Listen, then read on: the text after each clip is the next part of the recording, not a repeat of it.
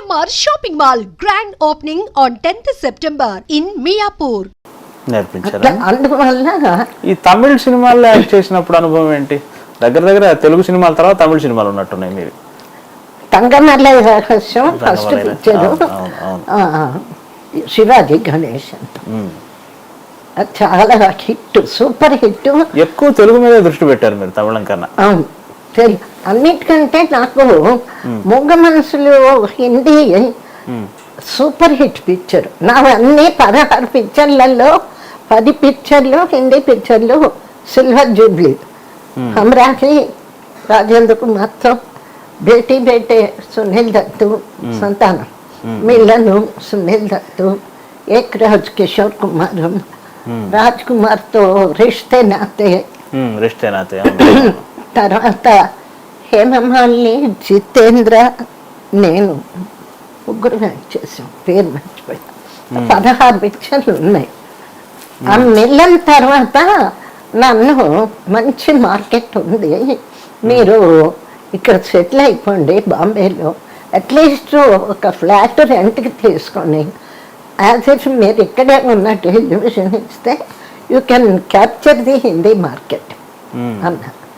అప్పటికి మద్రాస్ మీద వ్యామోహం అంటే నా కాన్సెప్ట్ ఏంటి అంటే హిందీ మార్కెట్ మీద, హిందీలో ఒక పిక్చర్ 2 పిక్చర్ సక్సెస్ అవుతున్నాయి, వెంటనే ఒక 10 మంది వచ్చి బుక్ చేస్తాను. 2వ పిక్చర్ ఏదన్నా ఒకటి పోయిందనుకోండి, సక్సెస్ కాలేదు అంటే అందరూ వెనక్కి పోతారు. వాళ్ళకి ప్రొడ్యూసర్లకి మనకున్న ప్రొడ్యూసర్లకు సెంటిమెంట్ ఉండదు. అది నా థియరీ. అదే ఇప్పుడు మనం తెలుగు కానీ తమిళ్ కానీ కన్నడం కానీ ఇప్పుడు 189 పిక్చర్లు చేశాను నేను. ఇప్పుడు అన్ని పిక్చర్లు సక్సెస్ అవ్వవు కదా, మరి కొన్ని పోయినా కూడా నా ప్రొడ్యూసర్ మళ్ళీ నన్ను వదిలిపెట్టడు. ఇది పోతే ఇంకోటి జమగారితోనే తీయాలి అని ఒక సెంటిమెంటల్ అప్రోచ్ మన తెలుగు ఫీల్డ్లో. హీరోయిన్లు అందంగా ఉండడం అనేది అప్పుడు ఉంది, ఇప్పుడు ఉంది. అప్పుడు ఒక పారామీటర్లో అందాలు చూసేవాళ్ళు, ఇప్పుడు ఒక పారామీటర్లో చూస్తున్నారు. మీరు పర్టికులర్గా అంటే మీ 5-6 హీరోయిన్లు మీ జనరేషన్లో అందం అనే అంశంలో మీరే అగ్రస్థానం. సావిత్రి గారి నటనకి తీసుకున్న, ఇంకా ఇంకొకరిని డాన్స్కి తీసుకున్న, అందం అనేసరికి మిమ్మల్ని ముందు. ఏమిటి మీరు అందాన్ని ఎలా కాపాడుకున్నారు? దాదాపు 50లో ప్రారంభమై 70ల వరకు కూడా అలాగే ఉన్నారు. ఎప్పుడు అలాగే ఉంటారు? లేదు, ఎప్పుడు అలాగే ఉంటారు అని కాదు. ఎలా, ఏమిటి మీరు ప్రత్యేకమైన? అంటే ప్రత్యేకత అంటే నాకు సినిమా అలవాట్లు ఏమీ లేవు. ఆమె స్ట్రిక్ట్ వెజిటేరియన్, జీవితంలో ఇంతవరకు ఆల్కహాల్ అనేది టచ్ చేయలేదు. మరి కొన్ని ప్రిన్సిపల్స్ ఉన్నాయి, ఆరోగ్యం పట్ల జాగ్రత్తగా ఉండడం, మరి ఇటువంటివన్నీ పాటించాను. కాబట్టి అప్పుడు కానీ ఇప్పుడు నాకు 81 సంవత్సరాలు. ఆయన కొందరిలాగా లావేం కాలేదు, అట్లాగే ఉన్నా. కారణం ఇప్పుడు కూడా లేస్తూనే 6 o'clock లేచి ఒక 20 minutes, ½ an hour light yoga చేస్తా. ఇప్పుడు కూడా హాయిగా 2 కాళ్ళు బాస్ పెట్టేసుకొని కూర్చుంటాను, 1 గంట అయినా కూర్చోగలను. అప్పుడప్పుడు వాక్ చేస్తుంటా. కాబట్టి అందం గురించి చెప్పాలి అంటే నిజంగా మాట్లాడితే ఆనాటి పాత హీరోయిన్సే నిజమైన అందగత్తెలు. ఎందుకంటే ఆ రోజుల్లో మేకప్ ఇప్పుడు ఉన్నట్లుగా ఆర్టిఫిషియల్ ఐలాషెస్, విగ్గులు, బొగ్గులు అవన్నీ ఏమీ లేవు. ఆ పాత పిక్చర్లు చూస్తే హెయిర్ చూస్తే ఒక్కొక్కరికి కదలీ హెయిర్, అందే కానీ సావిత్రి కానీ నేను కానీ ఇట్లాగా సహజత్వంతో కూడుకున్న అందాలు. సావిత్రి గారి స్కిన్ టోన్ బాగా ఆయిలీ అట కదండి, చాలా ఇబ్బంది పెట్టేదట కదా మీ బొట్టు వాళ్ళందరితో యాక్ట్ చేసేటప్పుడు. ఆవిడ మరీ ఎక్కువ కాన్సన్ట్రేట్ చేసేవాళ్ళట కదా, నిజమేనా? కాన్సన్ట్రేషన్ ఉంది, అతమానం అది కూడా అంటే అంతేనా? అందం అనేది నా దృష్టిలో అది దేవుడు ఇచ్చిన వరం, దాన్ని మనం కాపాడుకోవాలి. అది నా థియరీ.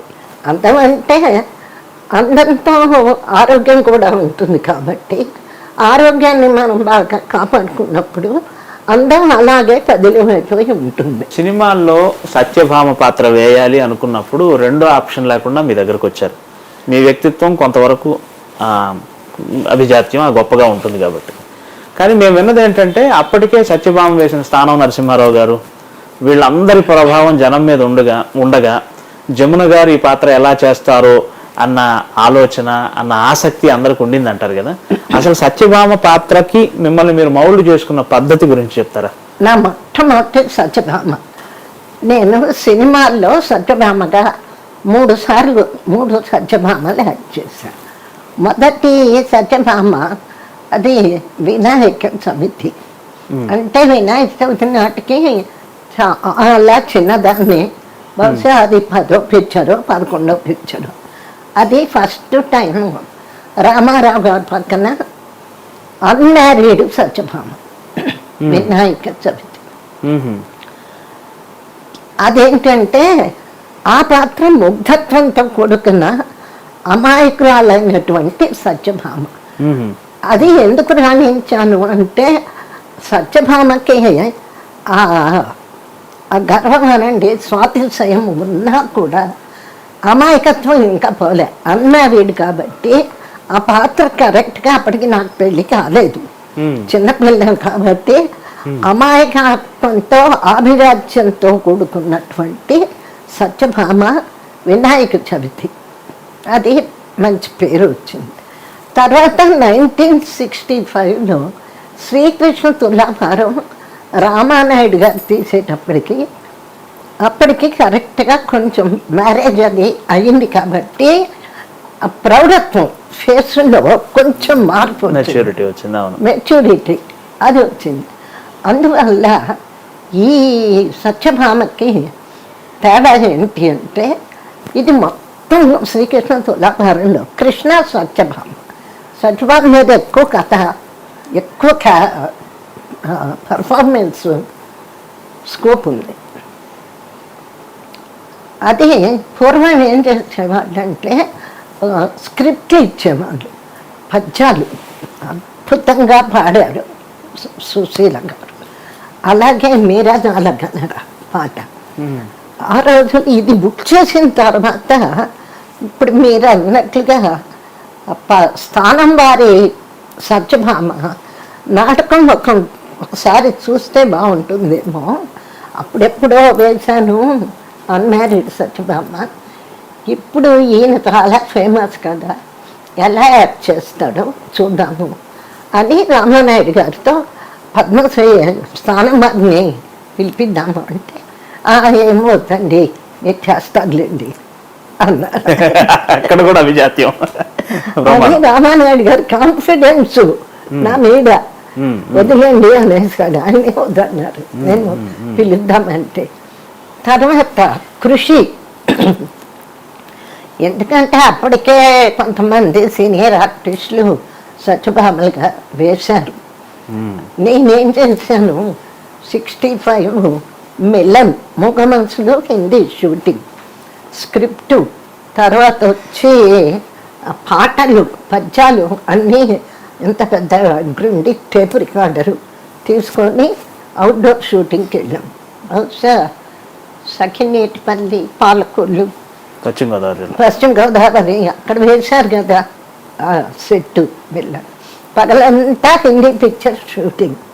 సాయంత్రం అవుతూనే ఇంటికి వచ్చి మేకప్ చేసి స్నానం అయిన తర్వాత ఈ టేప్ రికార్డర్ పెట్టుకొని పద్యాలు పాటలు అద్దం ముందు నిల్చొని చిన్న పిల్లలాగా ఎప్పుడు ఈ వేలు ఇలా పెట్టాలి, ఎప్పుడు నడుము చేయి పెట్టాలి, ఎప్పుడు ఆ డ్రెస్ ఇట్లా అనాలి అని అంత మైన్యూట్గా అద్దం ముందు రిహార్సల్స్ చేసి పద్యాలు పాటలు.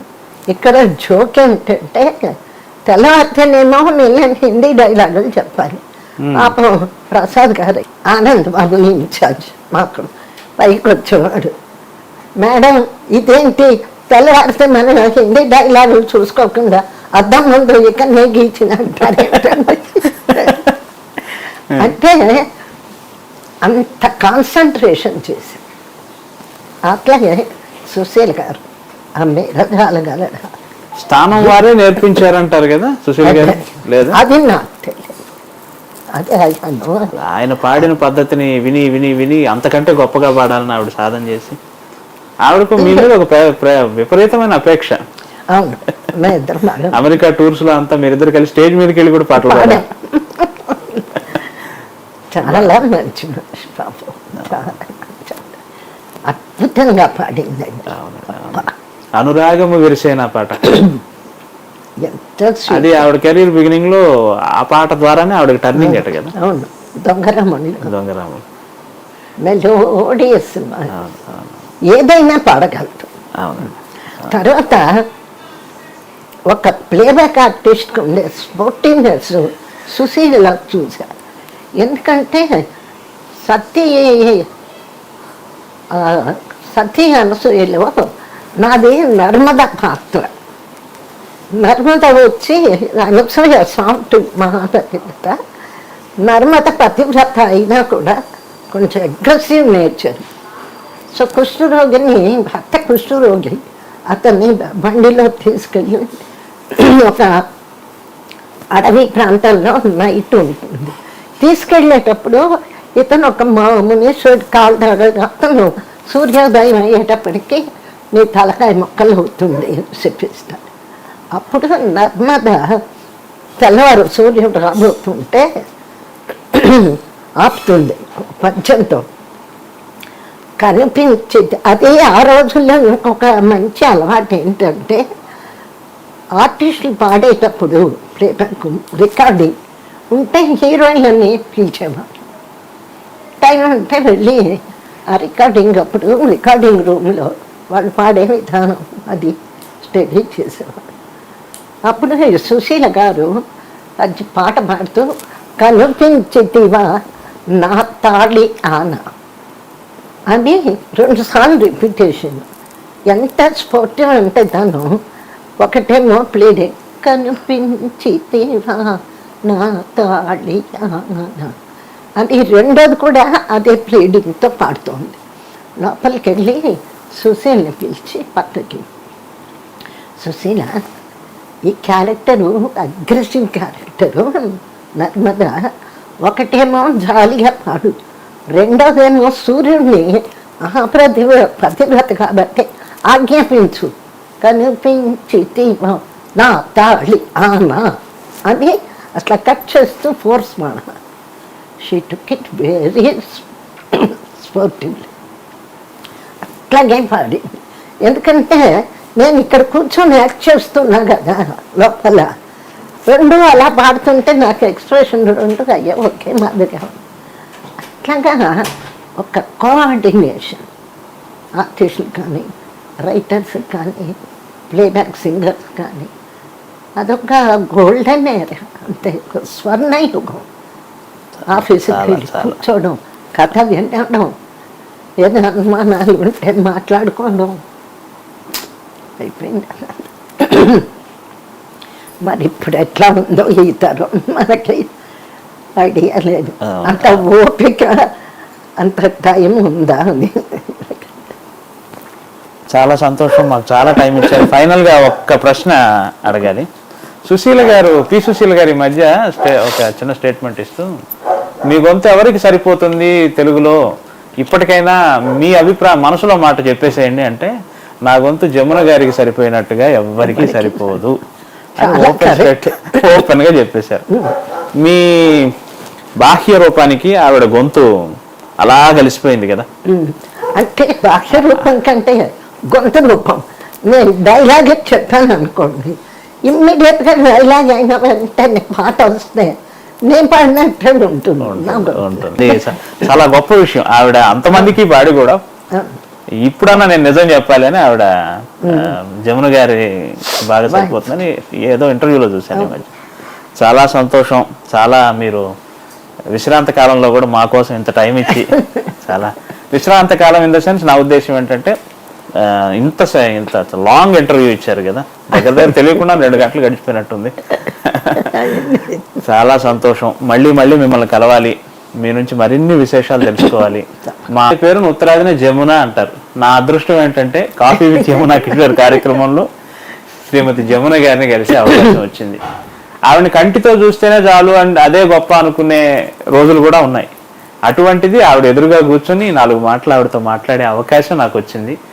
నా ఈ కాఫీ విత్ యమునా కిషోర్ కార్యక్రమం పరిపూర్ణమైందని నేను అనుకుంటున్నాను. చాలా చాలా సంతోషం మేడం, ఇంత అదృష్టాన్ని మాకు ఇచ్చారు మీరు. థ్యాంక్ యూ ఫర్ ఎంత ఓపికగా మీరు కూడా మంచి క్వశ్చన్స్ వేసినందుకు మీకు కూడా నా థ్యాంక్ యూ వెరీ మచ్. అందరికీ నమస్కారం. నేను జమునని, మీ అభిమాన నటిని. నా ఇంటర్వ్యూ యమునా కిషోర్ గారితో ఐ డ్రీమ్లో చూడవలసిందిగా కోరుకుంటున్నాను. All the best.